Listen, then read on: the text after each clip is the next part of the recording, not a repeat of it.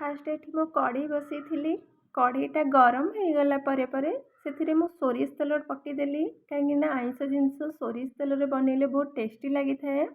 से मु सोरिष तेल नहीं सोरिष तेल गरम हो गला से 6-7टी सुखिला लंका नहीं पियाज को 2टा पियाज को काटिक पकई देती 2टी रसुण को चोपा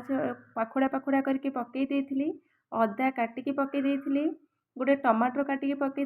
4टा कंचा लंका पकई तापर खाड़ा मसला नहीं तेजपत्र लवंग गुजराती आमर रहिला गोलमरीच जीरा लवंग सब प्रकार जिनस पकई देती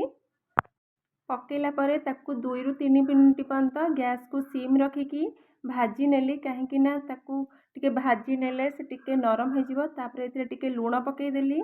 ए लुण पकईकी एमती 2 ରୁ 3 मिनिट पर्यंत भाजबे से टिके नरमी गले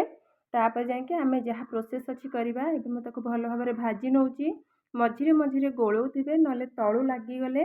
तरकारीटा खराब हो खाया भल लगे आप एमती थे घरे बनईकी भी खातु बहुत इजी रे होता बहुत जल्दी तरकारीटा हो जाए और खाइबा को बहुत टेस्टी भी लगी थाए आपण मैंने निश्चिंत घरे एमती बनइबे और देखिए बहुत स्वादिष्ट तरकारी होता है एबे ताको भल भाव गोले नबा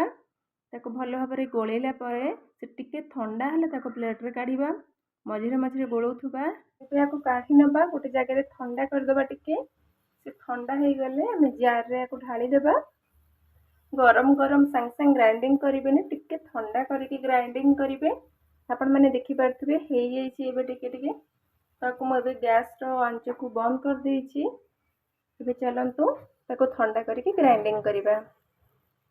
मु ग्राइंडर रे नहीं जाइछि एबे जाउ ताको मिक्स कर देबी आपण माने चाहेले इतरे दही ऐड करि परिबे नल्ला किछि असुविधा नाही मु किंतु इतरे दही पकेबी तो आपण माने दही पकेले बहुत टेस्ट आसता है आपण माने दही पके थरे रांधंतु देखंतु मु एठी दही ढाली देछि एबे जाउछि ताको ग्राइंडिंग करनेबी फास्ट मु सोरिष तेल पके देइथिली तापरे एथि मु तेल गरम हैला परे किछि खाड़ा मसला पके देली आपण को जो खाड़ा मसला रे कहउथली तेजपत्र नैछि मु आउ एथिरे मु पकेछि लवंग गुजराती और आउ गोलमरीच आउ जीरा यही सब पकई देती लवंग ये सब पकई देती से गरम हो गला चिकेन को धोईकी पकई देती आपको आम टे सीम आंचर भाजी नबा ताको भल भाव गोले ने ना लगिज तलू टे मझे मझे गोले नौ मु लुण आ हल्दी पकई देती एवं आम भल भाव गोले नबा चारिआडे लुण हल्दी लगिज दरकार